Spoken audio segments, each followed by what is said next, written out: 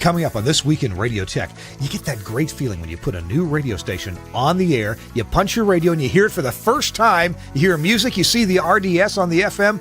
It's a great feeling. Well, Andy Denoncourt, Grady Moats, and Frank Licata all join us for this 4th of July special on putting a new FM station on the air. Coming up next on TWiRT. This Week in Radio Tech is brought to you by Broadcasters General Store with outstanding service, savings, and support. Online at bgs.cc. By Broadcast Bionics with the Bionics Studio, including talk show control, social media, and visual radio. Broadcast Bionics brings exceptional audience engagement to radio and TV. By Angry Audio. Audio problems disappear when you get angry at angryaudio.com. By Nautel, worry-free transmission you can count on with outstanding control, reliability, efficiencies, and Nautel's unmatched 24/7 customer support. Online at nautel.com. And by Max Connect Wireless, prioritized high-speed internet service designed for transmitter sites and remote broadcasts. Hey everybody, welcome in. It's This Week in Radio Tech, our 4th of July edition. I'm Kirk Harnack, your host, in the Telos Alliance studio in Nashville, Tennessee. It is a beautiful day here. Okay, look, I'll be honest with you. We're recording this on Monday, July the 1st, because we got things to do on the 4th of July. But we're going to pretend like it's the 4th of July. It's a day of celebration, independence, radio independence on this episode. And we got a great show for you. Sadly, so sadly, Chris Tarr is still recovering from COVID and some bronchitis. He's getting better, but he's not feeling well. So, hey, send him good thoughts. Say a prayer for Chris Tarr. Sorry, Chris Tarr, I should say. And he'll be on. Hopefully next Thursday we'll get him on. All right, we got some guests to bring in. I'm doing the switching on the show myself. Suncast not doing it. That means there's a real non-pro doing it. So I'm going to hit one button, and I'm going to show you everybody who's here. In 3, 2, 1, boom. There we go. Look, I made it happen. Let's see. We'll go in Brady Bunch order here. We have Andy Denoncourt. Am I saying your name right, Andy? Yes, just like Den plus Encore. Awesome. Yeah. Andy, tell us why you're here today. Well, I'm here for because I helped my buddy Frank there in the lower left for me to put his LP on the air recently. In addition to working at Comrex and a bunch of contract clients. And you do work at Comrex. You did support for years, and now you're designing Comrex things. In engineering, repair, and things like that. Yeah. Good. All right. And by the way, I should have mentioned our show topic today. I'm calling it a working title, New Station, Big Turn On. So I love putting a new station on the air. We're going to bring that joy to you. We're also going to talk about the technicalities of putting a new LP FM, in this case, on the air. And it's just like putting a full power station on the air. Just, the transmitter's smaller. Also here, let's see, in clockwise order on my screen, Grady Moats is here. Grady, hey, good to see you, man. Good to be here. Long time, Kirk. Yeah. Saw you in New York State at the Idea Bank. It was good to catch up with you there. Yeah. We've done a couple of those with you. Yeah. You had something to do with this LPFM turn on? Well, actually, I've been working a lot with Frank over the last 8 years. We've done a lot of projects together, and he was on the phone with me and on connections through like TeamViewer for a long time before he built it, so that we could talk about plans and stuff like that. And they did such a good job of it. Other than giving him suggestions from a distance and listening to it, I never actually went to the site for the build out. Well. See, what a good engineer you are. You can just tell them how to do it remotely. You can keep thinking that. Well, speaking of Frank's here below me and on the lower left part of our screen. Frank, welcome in. Yes, sir. Good to see you. Hello. Well, I'm just I'm a lot simpler guy than these two big brains over here on my right. They take care of engineering at a lot of stations in the Northeast, and I basically met them doing electrical wiring. I'm an electrician. I work Massachusetts and New Hampshire, and transmitter sites need power, so I just run wires. Just a guy who runs wires. But I've always loved radio since my youth, college radio. And I had a couple of overnight, gigs at a couple commercial stations. But always loved radio. Just never really got behind the mic. Just recently I just wire stuff up basically. So anyway, when the LPFM came out, I got really excited about it in 2000. That was the first round of them, and I watched from afar. I wired up a few, and then came 2013 was the second one. Wired up some more, and then came this recent one, 2023, and I'm like, you know what? That doesn't seem that hard to do. Why don't I just apply? And so there was nearly 1,400 applicants nationwide. New Hampshire, which is my second home. I live in Massachusetts. My summer place is in New Hampshire, where I am now. And there was really just about a handful of them. And we were the only one in northern New Hampshire, the White Mountain Lakes region. I thought there would be a slew of them. There's some pretty big vacation communities around here. We were the only one. So there was no competition. I mean, we had 5 channels available. We could have taken our pick of either of them. So I was all worried about the whole thing, and it just turned out to be no big deal. Right now, I'm sitting in the studio, which is also the transmitter site for now, and it's in the boiler room of my cottage. I'll show you around. I mean, there's a water tank, a water heater, and a furnace right over here. And so Andy helped me build this computer over here. It's really a powerhouse. It's like, with the gamers, the young kids get these $3,000 computer systems. So he's basically said, why spend that kind of money? We can just go buy all the parts, put it together, and put a killer sound card, Audio Science. I mean, I found it off of eBay for a couple $100, and I put this thing together on a shoestring. I don't think I spent $10,000 out of my own pocket on the whole thing, and it's on the air now. Wow. We're gonna Frank. How do I say your last name properly? Licata. Licata. It's okay. actually Licata. It's the name of a town in Sicily. My father's side is from there. My mother's side's from Ireland, so I like to eat and drink, and then beat myself up and make myself an offer I can't refuse. Hey, maybe your ancestors know Frank Fode's ancestors. There's a chance of that. Don't know. Yeah. Looks like Grady had to step out for a second. He'll be right back. But we're going to, Frank, hang tight because we've got a job for you to do here. It's time to do our ad for our terrific sponsor, Nautel. And I'll give a little preview. Frank has a Nautel transmitter behind him, and it's not quite all unpacked yet. Even though it's on the air, there's a little bit more to do. In fact, I'll bring up. We're going to do a little ad for Nautel, talking about their VX series, because there's a VX transmitter right there behind Frank. And Frank, you feel welcome to go ahead and get set up back there if you want to get the camera a little bit closer. The VX series is the latest series of analog transmitters from Nautel. These are, I started seeing these a couple of years ago when they were getting ready to ship them. And these VX series transmitters are just gorgeous because first of all, they're really easy to work on. They're very modular. The power supply pops right out if you need to swap out the power supply or just take it out to blow the dust out of it or clean it. The PA module, and that's something that, if you get really slammed by lightning, you might indeed at some point have a failed PA module. Well, the VX series, it's really easy to swap out the PA module.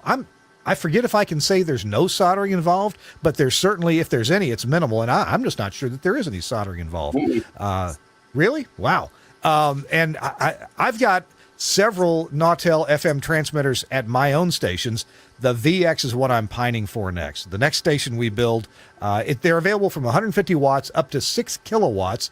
They are intended for analog FM. These don't do HD radio. These are for analog FM.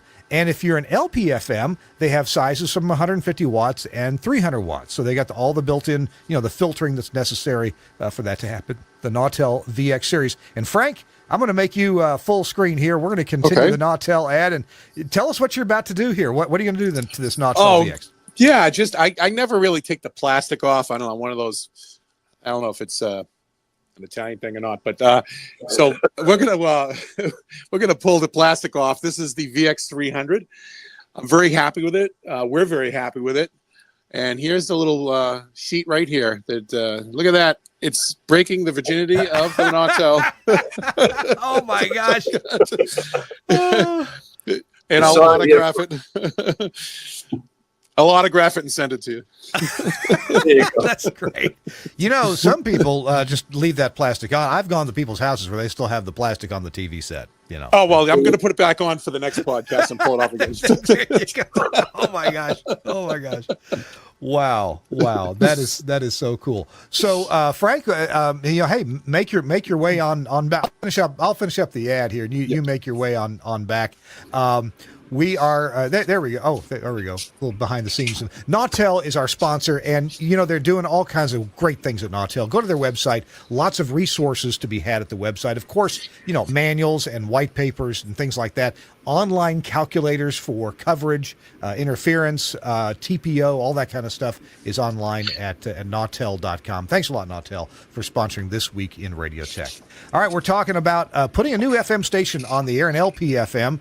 Frank gave us a little bit of a clue that, Frank, is this licensed to you or to a nonprofit or something? How's that work? LPFMs are not allowed to be licensed to people. They have to be licensed to a nonprofit. Okay. So basically, when the window was announced last year, I formed a nonprofit, and it's really not that hard to do. You give the state a couple $100, you get a few of your buddies together. My neighbors up here, we all sit around the beach, and we're like, let's start a radio station. They're like, yeah, whatever you want to do. It's because prior to that, I used to play music for the 4th of July fireworks display we would have, and they knew me as like the local DJ. And then, so it was. I just needed a board of directors. So we threw together a few people, and we had a mission. We already were very active in the community anyway. So we formed Ossipee Public Media Incorporated. The name of our town is Ossipee. We're in Ossipee, New Hampshire. This is let me do a shameless plug here. This is my T-shirt here. Ossipee 1023. That's the moniker we're using because that's the... all the social media is that. It won't be confused with anybody else, that's for sure. Yeah. It's a Native American name. It's a wonderful town. We have a lake. It's a beautiful lake. We're to the east of Winnipesaukee, a little bit much smaller, close to Maine, close to the border of Maine. So we formed the nonprofit. That wasn't that hard to do. I did it myself. LegalZoom. You go online, and then I applied. So it's our nonprofit that. And Andy is on the board. He's like Andy and I are 2 out of the 6. It's a board of 6. Huh. So we filed with the state. The IRS gave us 501c3 status, which is tax-free status, which is nice because now I have a little donation button on the website. You can get a tax write. Anyone that gives us money gets a tax write-off, which is good. Local business. We can't have commercials. It's non-commercial, but if a local business wants to sponsor us, we can acknowledge them and say, music this hour brought to you by such and such a business. Yeah. So it's my hope, like right now I'm funding the whole thing, but it's my hope that the community will really adopt this. And I'll just be the founder, and I can then step back and let the community run it. Maybe it's the school system, maybe it's the town, maybe, I don't really know. I just know that I wanted to get it started and see where it would go. This interesting thing about sponsoring, supporting LPFMs. I think on your website and on your RDS, because you got RDS. I want to hear about that later. I think I'd be 10 songs for $1. And if you want some peace and quiet, you can get 20 minutes of dead air for $1.50. I love it. I'll do that. Andy had a great idea. He said, let's do RDS message of the day, where somebody would pay us, say they throw $20, $30, $40, I don't know. And on the RDS, it would say, marry me, Jeannie, or something. It would be whatever that message would be, or Johnny's a creep, or anything like that. And this way here, people would see that, right, and then say, I want to do that, right? How do I do that? I want to be on the dashboard. Oh my gosh, I don't know. We've got so much to talk about. I do have a couple of pictures though, just in case your picture was a little bit grainy. Watching Frank peel that off, I've got. Here we go, Frank. Tell me what's going on right here. Oh, that was when we fired it up. That we put it together. Andy was here. He drove 2 hours up here, worked a 14-hour day, put it together. I told him to stay over. He's like, no, I got to get back to the dog. And he's a workaholic. That's one of the things that I like about the people that I hang around with are all workaholics like me. Grady as well. You know, they just work is our enjoyment. Really, that's what we do. You know. Now, So yeah, that was we were getting ready to turn it on, or maybe we did turn it on then. Yeah. Grady being very technical, I wonder if we get ready to put a word in here. Grady, what's in that rack? Tell me what's there, top to bottom. What are we looking at?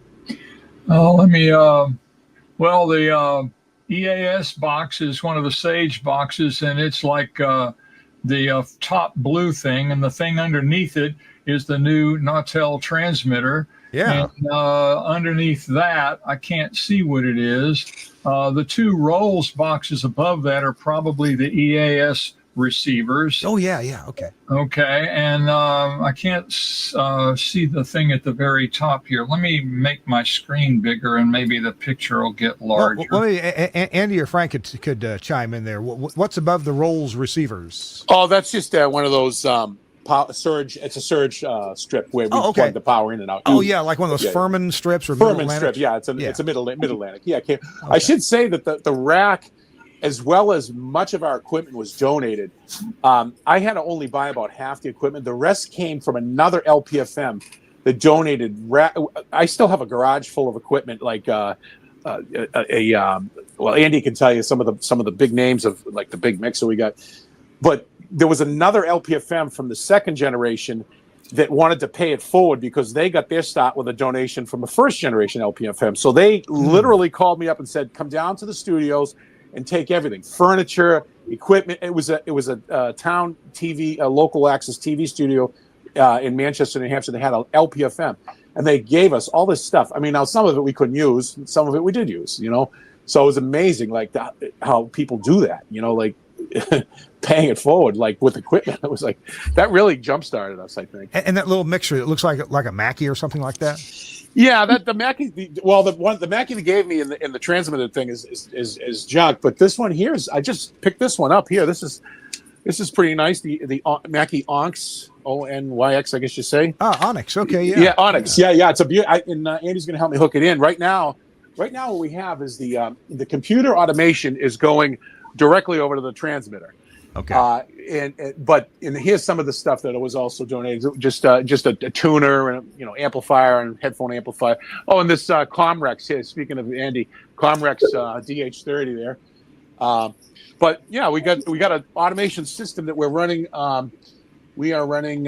It's called Station Playlist. No, Station Playlist. Sorry about that. Station Playlist. I'm still trying to get used to Station Playlist for the automation. Yeah, I should have went with my friend Grady's suggestion. He had a Linux-based suggestion, but for some reason we bought Station Playlist for like $600 or something.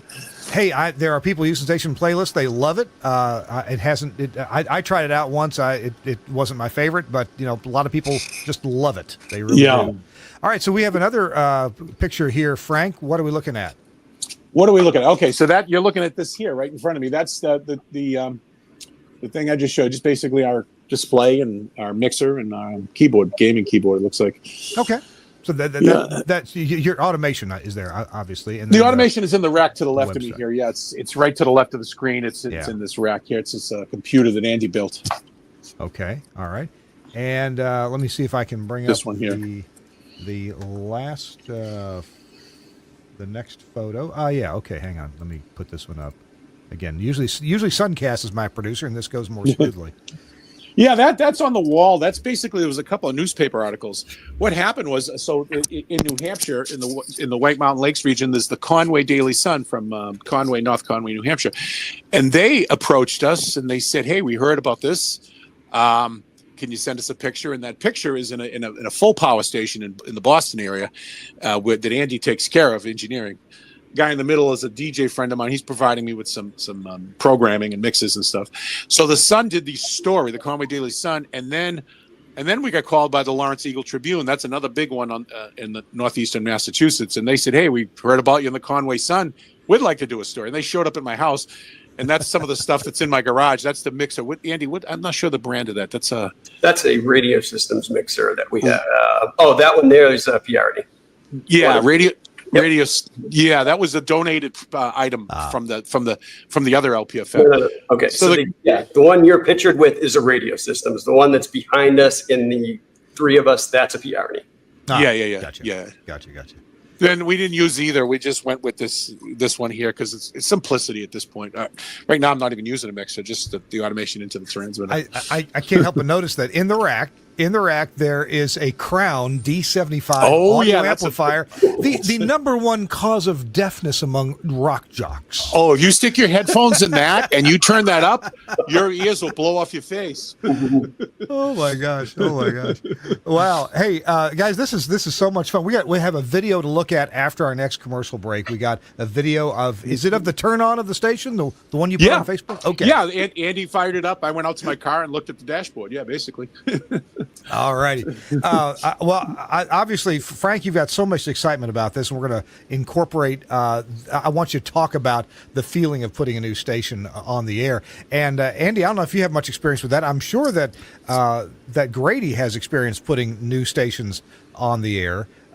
Grady, when we come back from our next commercial, can I get you to talk more about the technicalities of putting a new station on the air, whether it's this one or whether others? What are some of the things that you're going to be thinking about to make sure that you have on hand? When do you need to talk to a consultant or somebody who's really put stations on the air before, has been through this rodeo? So we'll ask you about that. And actually, if you could just talk about Salisbury, Massachusetts, he just fired up another one of these for a mutual customer of ours. Oh, really? Okay. Yeah. Oh, it's in a water tower. He can tell you about that. Yeah. We built that one Saturday, turned it on Saturday, and now we're just working out a few small things. But very interesting project on that one. 250-foot water tank. So.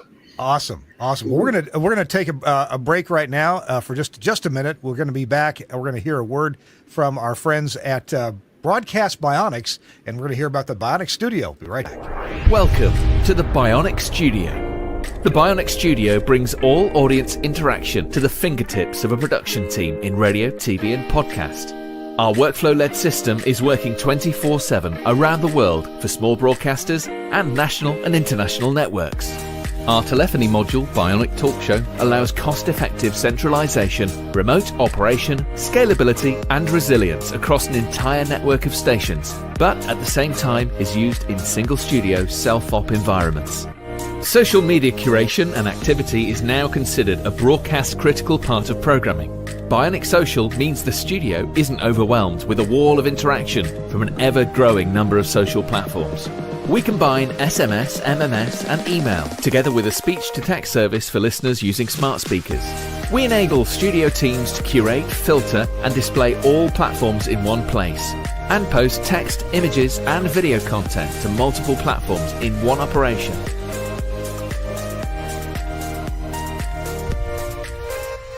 Effortless collection of video content with Bionic Director has helped position some of the world's most successful stations as leaders in viral content, generating appointments to listen and free marketing via retweets and shares.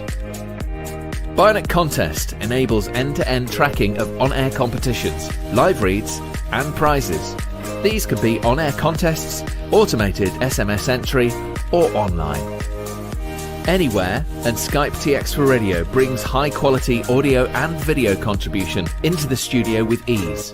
No need for dedicated PCs to run different applications. Everything is controlled within the Bionic Studio UI, and incoming connections are visible to users along with all other platforms. Our codec integration enables connection, algorithm configuration, and directory to a wide range of IP and ISDN codecs. The Bionic Studio, a unique suite of products designed to enable your talent to work smarter. And one of the coolest things about the Bionic Studio is if you're an engineer and you have the opportunity to recommend Bionic broadcast box for use at your broadcast facility, you're going to be loved by the on-air talent, and eventually the management is going to see the results that you get from all the social interaction and bringing people into and out of programming and how easily things are surfaced. Check it out, Broadcast Bionics. These guys really, really get it. All right, I'm here with some terrific guests. We have Andy Denoncourt, we have Frank Licata, and we have Grady Moats here talking about putting a new LP FM on the air. Frank, you mentioned that Andy has just put something else on the air. Andy, why don't you give us a little taste of what you've been doing with a new radio station? Yeah, so I got the opportunity to connect with WXBJ 94.1 in Salisbury. It's a station sale, and that was going to entail a move from basically a residential setting to the top of a water tank. So we got that, and we turned it around in about a month from the time we initially looked at the water tank, and we put it on the air June 30th. Very interesting project. I've never been inside a water tank. I had no idea how huge those places really were. I used my usual crew, Frank, and some of my friends in the tower business to get everything up there and working real well. Now you see inside was this one of those run-of-the-mill steel water tanks or something different? It was not the lattice style. This was like a single column in the middle of concrete. Yeah, obviously it's like a giant concrete pipe holding the tank up. So inside, you'll see cable runs, probably 100 different cables, 1 and 5/8 stuff going up for cell providers. It was the first time I'd ever been in one. I, lived in the area. I've been by this one millions of times, never thought twice until I got to see inside. And I was, wow, this is amazing. So was there room to work, a room for a transmitter somewhere up high, or was it at the foot? Where's the equipment? So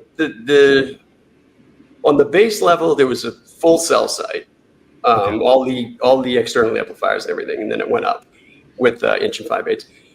There was basically a second floor that had like a graded floor for another cellular carrier. Mm-hmm. And we were able to place a single rack up on that second floor. And we had luckily clearance to go right up in the rack next to the cellular guys stuff. And we were able to clip in there and went really well. Wow. Okay. All right. Grady, what's been keeping you busy lately and your interaction with this particular project? Just kind of give your thoughts on that and what else has been happening for you lately. Well, it's very interesting, the comments you just had about water tanks. When I first went to work for UMass Boston in like 1982, their antenna was in the bottom of a granite quarry with a tower that didn't reach above the edge of the hole in the ground. It had been put in by a guy who didn't make the guy wires taut, so it leaned over kind of like a fishing pole. So they got permission to move to the top of a water tank on a nearby hill. But this was an interesting one because it was a very old one that was a steel can, kind of like a soft drink can, surrounded by a granite stone tower to make it look like a castle tower, with a crenellated parapet up top. Yeah. The space between the outside of the metal tank where the water was that went all the way to the ground and the inside of the granite walls of the thing around it was only about 3 feet wide. And that was my transmitter room. We had to get stuff in there, and you had to be skinny to get past the rack to behind it. The way to the roof was on a spiral staircase that went up inside the granite, and you had to get ladders and climb over the transmitter room that I built to get to that stairway and then go up to the top. And then there was a hatch that opened and you could get out on the roof. Water tanks are always a wonderful experience, and there are no two of those experiences that are alike. I agree. If you actually, they made as our tower guys were out there putting up a couple different things for us. Someone flew a drone, and I believe if you search YouTube for W94.1 WXBJ antenna installation, you might see some details there to give you an idea of what it. Not what it looks like inside, but outside you can see our crew up on the top. It's pretty good. I've got some inside pictures I could send, but I should have did that earlier, I guess. Yep, had no idea how spacious those things were. No clue at all. I'll be send them for that video, but I'm not seeing it yet. I can send you the pictures of the inside of that place if you want right now. If it's enough time to do it. It's almost too much for me to do at the same time as doing this show. If I could find that video, if anybody has a link, there's a private chat. I think, there's a comments button probably you can find, and hit that and hit a private chat.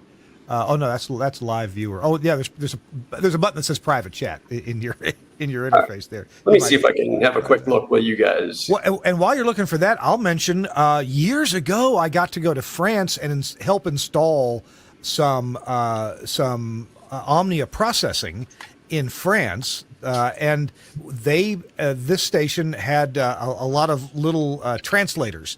They were not receiving over there. They were actually kind of self-contained.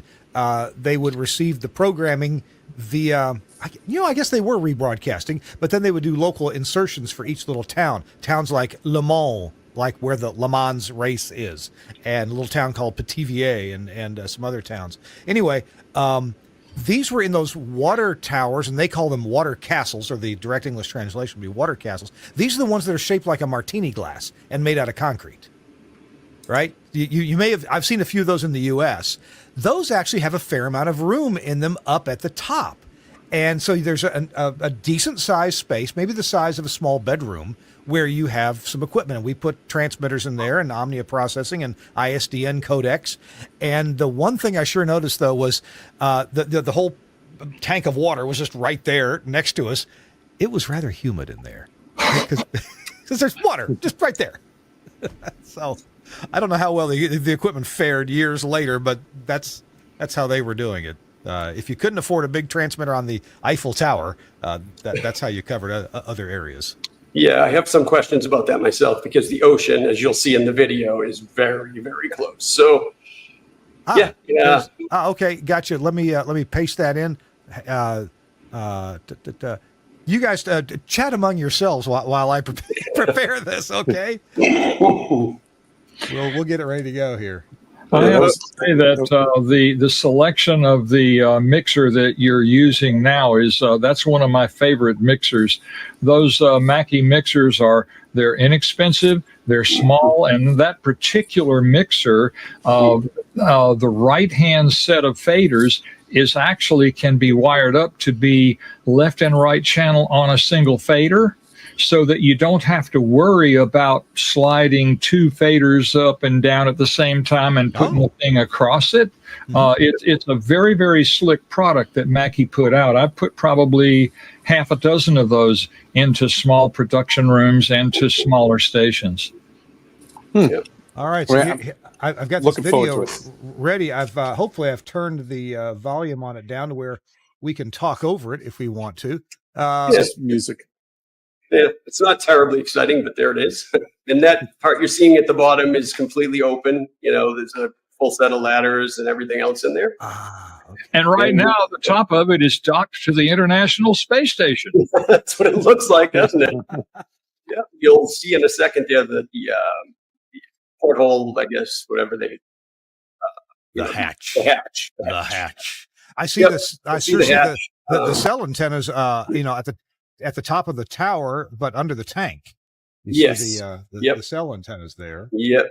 Whole base, the first floor, which you call the ground level, and the second floor are all cellular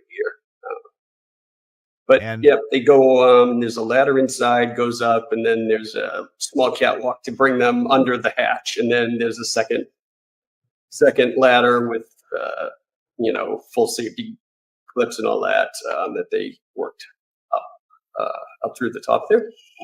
And what power level is this station? This was 100 watts ERP. Okay. And so obviously it covers the vacation town there. Oh yeah. Yeah. That you can see, obviously we went a little on the directional side so as not to, give the fishes anything to work with. But yeah, we just use the Scala antenna. Fairly basic, but it does pretty well inland now. So you're all pretty happy about that. So it's directional. So you're transmitting to Mr. and Mrs. America, but not all the ships at sea. That is correct. Yes. Okay. Probably. Yep. Wow. Yep. I think they might. I think there's a time when they probably go in for a little bit closer view. You can see our our two guys on that crew. Oh, there we go. Yeah, there's a close view. Yeah, you'll see our guys up top. How do locals pronounce the name of that town? Salisbury. Salisbury. Yep, Okay. Salisbury. Like Salisbury steak, I guess. Yeah. Yep. That is fascinating. Is that some IP radio gear there? Yeah, there's some municipal stuff, police, fire, couple things. And we're basically adding, actually tonight, we're adding a Wi-Fi link to get some Bricklinks online for their programming. And so we put that up, and we put our Scala antenna. And we've been very pleased so far with what we have there. You know, as long as Andy, I've got you here, I'm going to go ahead and stop this, and we'll go back to just a four square of us. Andy, of course, I work for the folks at Telos Alliance, and so you know, I don't really have a lot of insight into Comrex gear, but I know that when people are talking about STLs. Thank goodness, there's all different kinds of ways that we can handle STLs nowadays. Oh, yeah. And so you mentioned Bricklink, and that's a name that I hear quite a bit. How are you, when you're talking to customers about, hey, we need to get audio from here to there, what are some of the things that you're telling them? Well, the biggest thing, you know, I mean, and it's not because of my affiliation with the company. They just are a better product than some of the other things that I will not name. There's just so many features that can help, you know, in a power recovery situation, link down, link up. And that's why I use the product in addition to working here. But, you know, in this case, it was very tricky because it was done because of our tower climber schedule. It was done fairly quickly. And they didn't have internet. They wanted to get municipal fiber, but the construction of the fiber was going to be $40,000. So our quickest way was really to get a Wi-Fi shot back to their municipal network, their wireless network, and that will be what carries our signal, hopefully tonight. Now, Frank, at your new station there in Ossipee, your transmitter and your studio are right together. You don't need an STL, correct? Yeah, I have two different ISPs coming in here. We have the traditional one that comes over the coax. They're still building fiber out. This is a very rural area, so they have DSL. You have two choices: the cable company and the phone company. There's DSL. So the double, I'm using the double bonded DSL. You can get 20 megs out of it, but more importantly, it always works. It's not very fast, but it's very reliable. Whereas the coax company, every time it rains, we get a notice. Andy will tell you, and I'm not going to mention the company. They stink. You get a notice. Sorry, your service is out. So how are we supposed to, rely on that if we want to be able to pipe in and check everything here? Because this is a locked room. When I'm, elsewhere, I want to log in and see what's going on. And Andy does too. And streaming too. We have streaming on the website.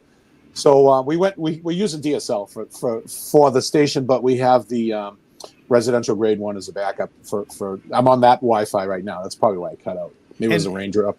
And just to be clear though, you don't have an STL because you're in the same room. Correct, but use internet to remote control things and check. Yeah, but the big picture is, we wanted to get on the air, and we lost we wanted, if you picture the map, so we're at a lake, right, surrounded by mountains. We had a spot on a foothills of the Ossipee mountain range that was so ideal. It had a view of everything we wanted to locate there, but that fell through. So just to get going, we actually put it on the roof of where I am now, and that's negative 300 feet HAAT. That we're 300 feet below average terrain right now. We could put it, and we could be 100 over average terrain. So we can put a 400-foot tower in the backyard, and that would suffice. But I don't have a 400-foot tower.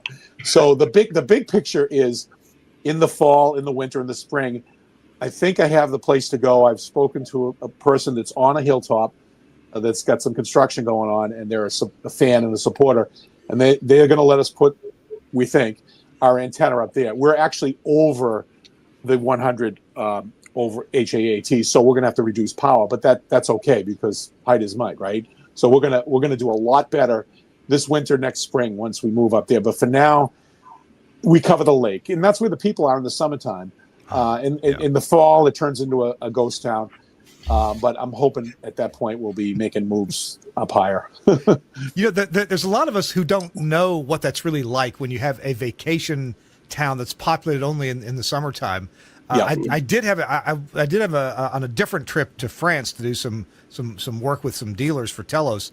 A guy that I know here in Nashville offered the use of his loft apartment in a tiny small town in the southeast of France. Well, how can you say no, right? So, we went there. I took the family there, and we're going to spend a week there. We ended up not, because it was February and there was nobody around. So we drove over to the Mediterranean Sea, about a 20-mile drive, and I'd never seen a whole town. Everything was shuttered. Everything was closed. Literally, the shutters were all down. It was a ghost town. And when you say ghost town in a vacation place, Yeah. now I know what you mean. They roll up the sidewalks and see in the spring, basically. Yeah.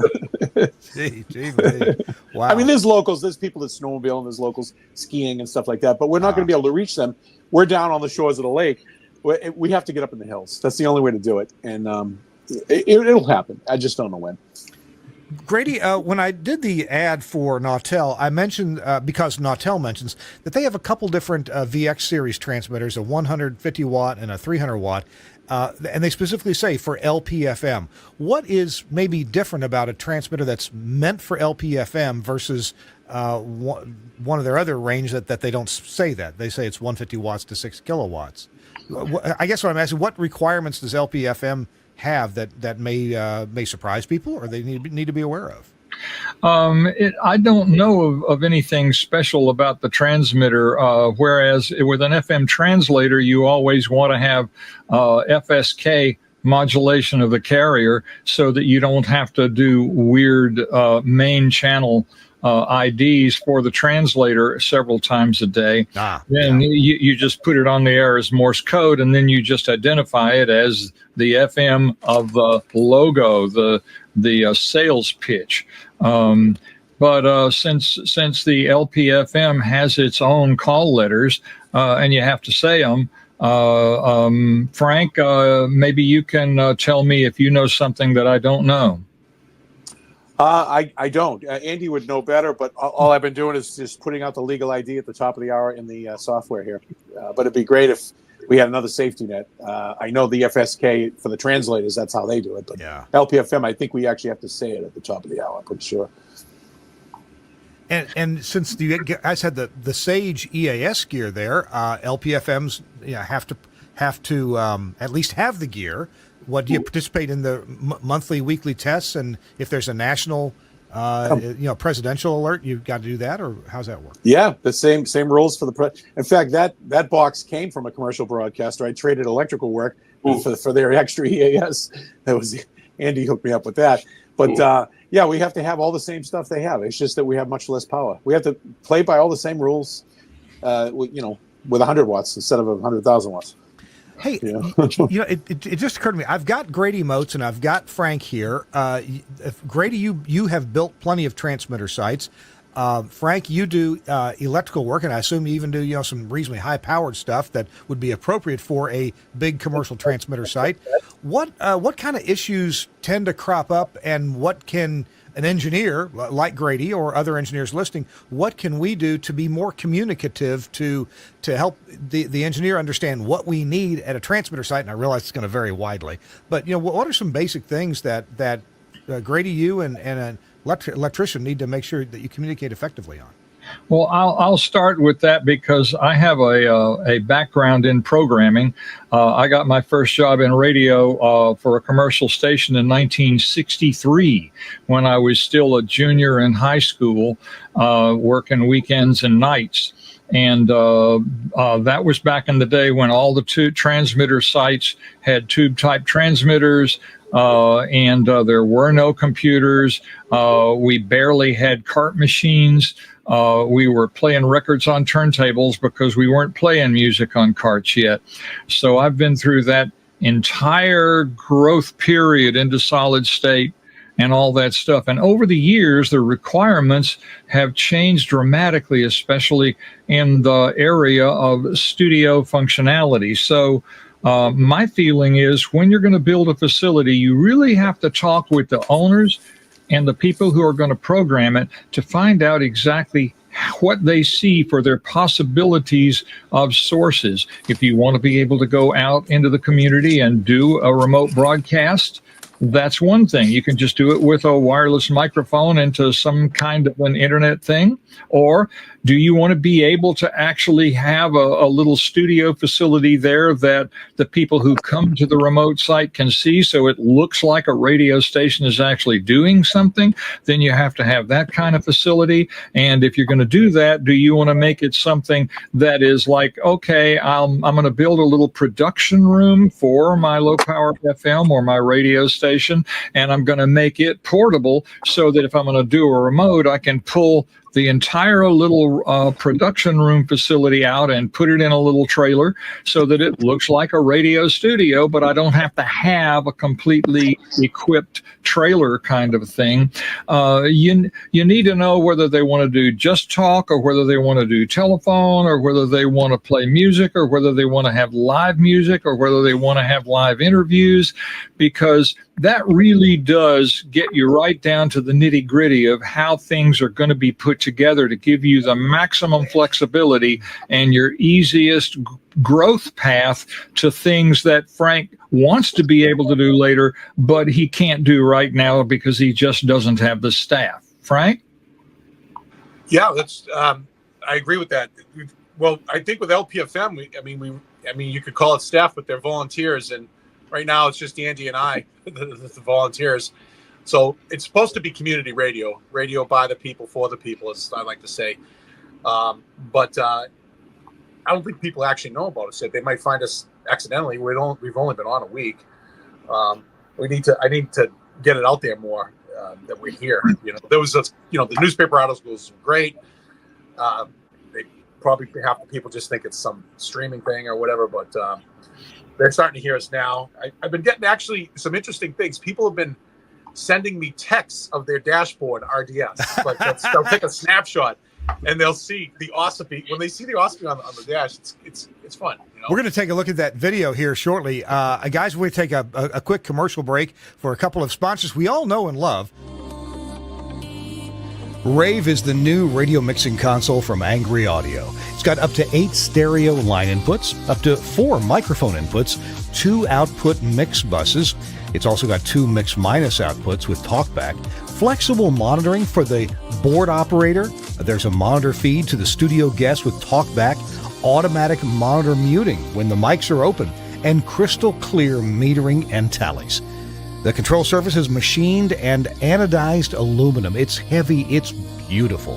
The markings are all laser etched so as to never, ever wear out. It's easy installation with Studio Hub RJ45 connectors for the line inputs and outputs, and of course XLR connectors for the microphones. And there's a built-in power supply, no wall warts here, mic and line remote logic, and warning and user tally outputs for lighting, on-air signs, and annunciators. It's got preview, that is Q, on every channel, silky smooth faders, avionic-style switches, and LED illumination, slick, low-profile desktop design. Click on the website at angryaudio.com to check it out now. Thanks a lot, Angry Audio, for sponsoring our show. Hey, the other thing besides the Rave Mixer I want to talk about, and that is Max Connect Wireless. I got a quick testimonial here from our friend Gary Morrill talking about why he loves Max Connect Wireless and how it helps. I'm Gary Morrill, Midwest Regional Director of Engineering for Alpha Media. When I first spoke with Josh Bone about Max Connect, he told me that it worked great for remote transmitter sites where connectivity was a challenge. And he's absolutely right. We even have sites where we're using this as a backup to our STL using Max Connect's dual carrier option, and it works perfectly. We also have times where we need to be able to get out to a venue where it's kind of challenging because everybody and his brother is trying to stream video at the same time, like at a big sporting event. And you know what? Our data gets through every time because it's prioritized packet data. It works for us. It'll work for you. Max Connect. Check it out. Max Connect has saved my hide at several transmitter sites, and including the one I built last summer. in Oxford, Mississippi. Our fiber delivery was like 6 weeks late getting there, and we had to get on the air. So we got on the air. We didn't need to use the Max Connect for full-time STL because this was that site I've talked about before where we put the automations and everything at the transmitter site. But we had to communicate with the transmitter site to get the right things on the air, and Max Connect Wireless made that happen for us. Thanks a lot, Josh Bone, for coming up with this terrific idea, implementing it so that the rest of us engineers in broadcasting can enjoy it. MaxConnect.com. All right, we're here with some terrific engineers talking about a new LPFM. We're going to get to that joy part I mentioned here in just, well, actually, we're going to watch a video here in just a second. Frank, Andy, Grady, we got this video, and maybe let's see here if we can get Frank to set this up for us. This was on Facebook. Frank, tell me what we're going to be looking at here for a minute. Well, this after that little picture, this is the moment we turn the transmitter on for the first time. Andy fired it up, made all the adjustments, all the settings. He is the engineer for this, and I went out to my vehicle and did a little video of the dashboard. You know, from static to carrier to signal. And the first song we played was "On the Radio" by Donna Summer. Oh, well, here. Actually, interestingly, on social media, we put it out there to the people. I really hyped this a lot on all the major platforms, and I wanted. My big thing is I really want community participation, audience. I don't want to just be the guy doing this. So I said, give me a list of all your favorite songs about radio.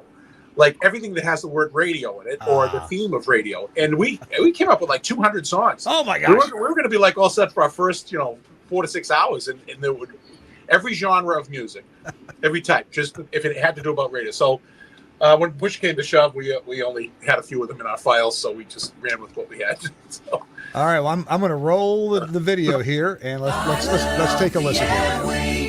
Here is my request. Engineer Andy here setting up the Nautel VX300. I'm just heading out to my car to hear the sign on.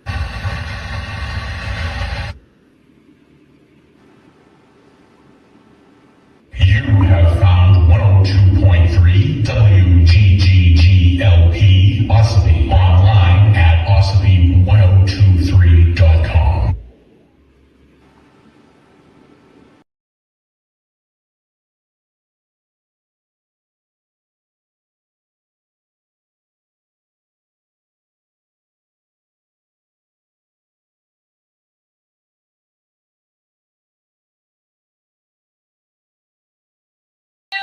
How about that? I hope we don't get a DMCA tag. Yeah, here. Don't get a tip on that one there. that is so cool if that's the way you sign. Now, something I noticed, you mentioned the call letters, of course, for the sign on, but there's a story about that. You don't. Well, it sounds like you don't push the call letters. You go a lot more by the slogan. Tell us about that. The call. Yes, I'm using the slogan Ossipee 1023, mostly because it's the handle at all the social media platforms, and it's the website and everything. Oh, where am I? Another shameless plug. Okay, but here's the thing: the town is Ossipee, and when I first went on the database of the FCC, I saw that I could potentially get WOCP or WOZP. And when I got the construction permit, the next step was to choose the call letters. I went on there and I found that I guess the Navy grabs them in batches too for their ships, and both of those were no longer available. So I was thumbing through and found WGGG on there, which is like I always say it's kind of like hitting a slot machine with all sevens or all bars or something. I'm like, how do you get all three the same? And sure as heck, they were available, and I applied and we got it. And here's the website. Here's the thing, and then I went to Wikipedia and looked it up. I says, what is this? So it was an AM station that was around since the 40s or so in Gainesville, Florida, WGCG, Gainesville, Florida. They went out. I know there was some LPFM applications down there. Maybe they were going to grab them, but I was able to get them. And my thinking for using that is the following. Another commercial broadcaster that Andy and I both work for, said to me, he says, I once had a set of call letters and I sold them to one of the big broadcast, nationwide outfits. They gave me 10 grand for the call letters. I'm like, wow, that's clever. Maybe that would happen to us. And then we can just take whatever. It doesn't really matter what we use. It's just for the top of the hour. We could really use that money. I mean, like we're running on a shoestring budget. So that would be a windfall if that happened. So I didn't want to get too attached to them. They're there where it's like park the calls, that's what, and, if we could sell them, great. So that's cool. That moment of sign on. So you had to have some real emotion. Look, I've been part of a sign on in Eastern Kentucky on the top of a hill, and the guy could only afford a transmitter that, let's just see, had seen better days 30 years earlier. It was, I mean, there was a bird's nest and we had to clean that out. We had to change frequencies. It was an old RCA. It was old. And we got the thing going. We got his 950 megahertz S2. No, he was on phone lines. He had supposedly equalized phone lines from the studio. We left, I don't know, a CD. Maybe they had actually a CD player, but we left something playing at the studio, and we hit, in fact, I let the guy's name was Joey Dick. Joey Dick. and he you can't make this up. No, you can't. And Joey was he was really country. And he had one of these voices like this. He talked like this, And so I said, Joey, it's time to put the station on the air. Now, I had already tested it because I didn't want to be embarrassed. But I spent 3 days, just on this transmitter. And I said, Joey, it's time for you to hit that button right there and put this thing on the air. And so he's starting a little tears welling up in his eyes, and he pushed the button, and of course I had a radio there, and the radio came on, and he just started bawling to stop. I've been working on this for 8 years. You can't believe how happy I am. Have any of you had an experience like that? Did you feel that way yourself? I don't know, but I really wanted that story to end with, plates on and then like all the lights go out in the building. That would have been absolutely perfect, but we didn't get that ending. It's okay. There's plenty more stories about that transmitter site, mostly with the carpenter who he hired, remember the TV show The Dukes of Hazzard? Oh, yeah. Okay. Take some ne'er-do-well from Dukes of Hazzard. That was the carpenter. And the carpenter was always growing. They were always a little honked off that they'd read a newspaper article. It says here, Orange County, California is the biggest pot producing county in the nation.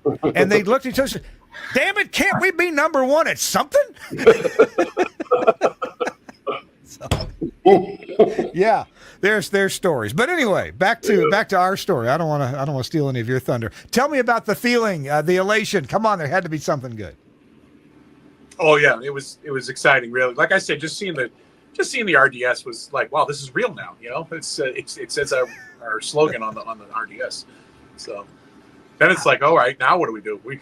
We built it. Now we're gonna run it. You make an interesting point about seeing the RDS, and that's something most of my radio career has been without RDS. In the last 5-6 years, my stations have made a real effort to make sure it's on everything. Title and artist get on the air. The automation is tied in. We've made a real effort, and thank goodness. I mean, because there's competition, right, on your dashboard.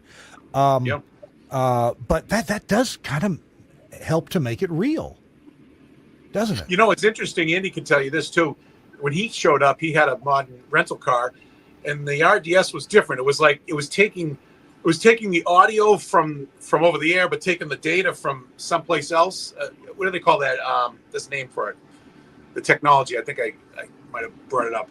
Radio DNS. Radio something. Like from Radio the DNS. Yeah. Oh, okay. Yeah, and it was doing funny things. Interesting. Yeah, that's the beauty of standards. There are so many of them. Yeah. Wow. I swear, of all the work I've done for countless number of stations, they get the most excited about RDS, and I'm not even sure why. The audio can sound like crap, but if you got RDS, I don't know. It's just something that brings people a curiosity or something. I don't know what it is, but all of my stations pretty much have to have them at this point because everybody's got to be we got to have that. With the low power level, I'm not sure there's any point in it, but can an LPFM do an HD? Not with this transmitter, but if you get the VS. Yeah. I mean, legally you could. It probably wouldn't be worth it unless you're in a very populated area. Well, there's some interesting rules. Yeah. On the commercial side, the HD2 can feed a translator, but on the LPFM side, you can do an HD2, and you can own 2 translators, but your translators have to relay your first channel. So starting another program, unless that translator is owned by another entity. Sure. But if for our nonprofit, and that's something I'd like to look at in the future, potentially to where our signal is kind of compromised. If we could get a translator, that would solve it. We're kind of boxed in with this. We have only a limited area where we can put this thing. Yeah.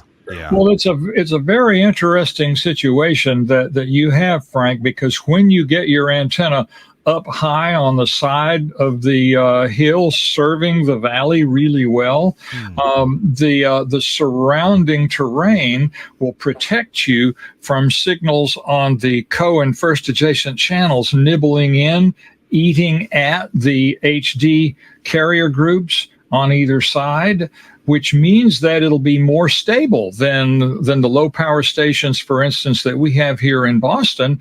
Because if you're a low power station and you have IBOT carriers, they go hardly anywhere before stuff is snipping at your coverage area, and any HD2 or HD3 signal is pretty useless because it goes away because there's no analog to support it when the digital runs out. You're in a pretty good position to turn IBOC on at your place.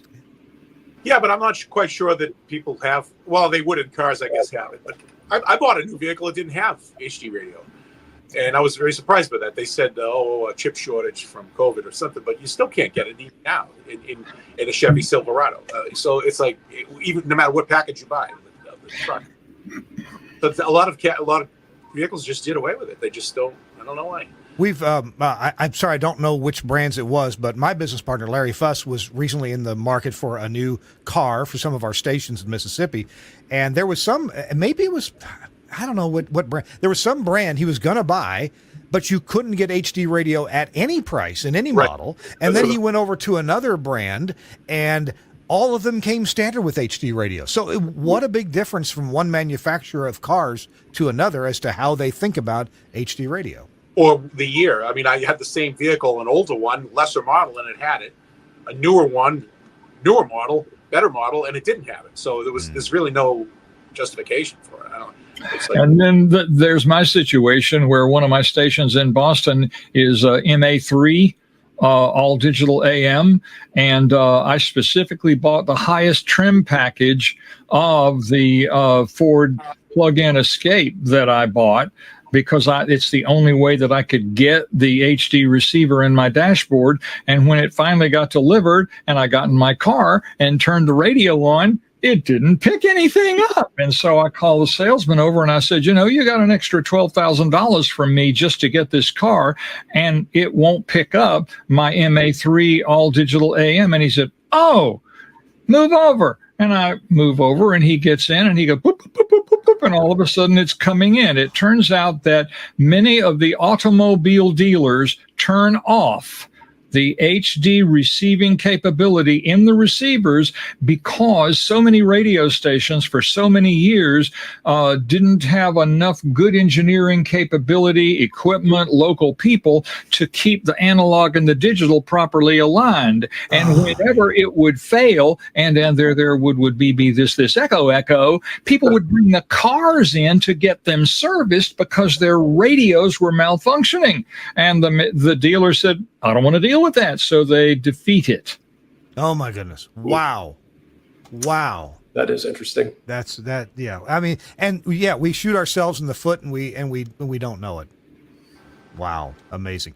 Guys, we got to take one more quick break, and then we're going to come back. We'll get a quick tip of the day or a word of positivity or something from each of you, and then we'll call it quits for the day. It's This Week in Radio Tech. I'm Kirk Harnack. We're here with Grady Moats, Andy Doncourt, and Frank Licata talking about putting a new FM on the air, and it's been a lot of fun. We got a quick word here from Vox Pro and Broadcasters General Store. Hey, what's happening? St. John here, coming to you from Command Central, and wanted to tell you about the absolute best partner you can have in radio. I'm talking about, boom, Wheatstone's Vox Pro. Lots of different audio software out there. Why Vox Pro? It's the only software designed to do what we needed to do, which is record, edit, playback in real time. When I say lightning fast, I'm going to show you how fast you can edit stuff up in Vox Pro right now. So literally 3 clicks on the controller, mark left, mark right, everything that gets marked, you hit delete, it goes away. It's literally that fast. So we're going to take this part right here. Boom. From caller 9 to him saying, I'm ready. 5, ready for that secret sound. Boom. All of that stuff, hit delete, it goes away. Here's your edit. You are tackling secret sound, caller 9. I'm ready, St. John. One of the best features of version 7, this is awesome. It's effects macros, and you can literally put a chain of effects together so that instead of having to normalize a phone bit and then use noise reduction on it and EQ it and all that, you can literally build a chain. One button, this one's called call right here. I just click that. All of those processes happen instantaneously. Final thing that I love about Vox Pro, and there's so much more to get into, but one of my favorite things, you can load it on a laptop. I've literally done my show from a hotel room in Armenia to the conference room at, this was fun, jury duty. Great thing, no one could tell the difference. Vox Pro makes it totally easy. Telling you, if you're looking for the best on-air partner, call my friends at Wheatstone, ask them about Vox Pro, and you will be glad you did. I want to call the folks at Broadcasters General Store, BGS. The website is bgs.cc, and the phone number is 352-622-7700. Same phone number for years and years and years. They got a great team of people there, the whole sales team there. You got Chris Harple, you got Hugh Price, Candace Price, Travis Tibbett, David Antoine, Carly McBride. My goodness, Jessica Schutz, she's been there forever, and her brother John and Gary Tibbett, as we call him, Gary Thibault. So check it out, Broadcasters General Store. They really appreciate them sponsoring This Week in Radio Tech, and they're the first place you should go. They got sharp pencils, good deals, and they can tell you when your gear is going to be delivered. Nice people, too. All right, it's This Week in Radio Tech. We got our final couple of minutes here. We're going to, unfortunately, we're just out of time. We've been yapping for an hour now, and so we should go around the horn and get some words of advice. And I'm gonna go in reverse order here and hit Grady up first. I see Grady has some advice behind him on his green screen. It looks like a fancy antenna. Yeah, we can talk about that some other time. Yes, we will. We will. My only comment here is go with your heart. When you feel that fist of joy rising in your chest because you've saved a local radio station service or you've started a new one in a market that doesn't have one, it's why we do what we do. I've been in this business since I was 15. I'm 76 and a half. And my most recent thing is I saved an AM station in Hamden, Connecticut that had lost its tower site by building a long wire on a goat farm a mile away and putting the transmitter equipment in a World War II surplus explosives magazine box. And all the programming comes from 8 feet under my seat here because we don't have studios yet. And we built it. We saved it. We've been trying to build people to build it, to run it locally. And we don't have enough money to build studios down there. But anyway, go with your heart because you'll keep doing this as long as you live, and it'll keep you alive into your hundreds. Great advice. Love that. Love the passion, too. Andy, we're going to hit you up next. If you got a tip of the week, some advice to send our listeners away with. Well, yeah, I'm not going to take it in a technical route, but I guess if I had one thing to remind people of is that paying it forward is a big thing. I've been very lucky. I've had mentors, people who were never too busy to answer a question, whether it was stupid or a real question. And I try to do that when I see somebody in need of some info, some help, whatever. I try to remember that there were people always ready to answer a question for me, and I always try to be somebody who will answer a question for somebody else, and that's all. Oh, that's very true. Over my career, Comrex has done that for me, and so did ITC when they were in business. Boy, and the techs at Harris and Continental certainly explained a lot of things to me over time. All right, Frank, you get the last word here of some departing word of advice. Well, there's a saying that says you are the average of the 5 people you spend the most time with. And another saying that says, never be the smartest guy in the room. If you like these two over here are geniuses, right? So they're my colleagues, customers, friends. We do work together. We have fun together. We laugh together. Tip a glass together once in a while. Those kind of smarts will rub off on you. And likewise, I have something to offer too, but more importantly, I like to absorb. Like every time I'm doing a job, I'm doing the job, but I'm also like a sponge absorbing. Oh, that's how they did that. Oh, okay. Now I get it. It's the best education you'll get. It's in the real world. You can't get it from a book. You have to go be amongst these people and pick up what they know, and it'll just naturally flow. Give something back too. Like Andy said, pay it forward. Give it, to someone else, but also, it's a give and take, and the other parting word is, it's Independence Day. Be independent. This LPFM, one of the most exciting things about it is that, you built a platform that as long as you play by the rules, no one can shut you off. Whereas right now you're going through big tech, and if they don't like you, they can shut you off. If Google or whoever, that's the other thing. Like in a streaming world, and micro broadcasting is sort of,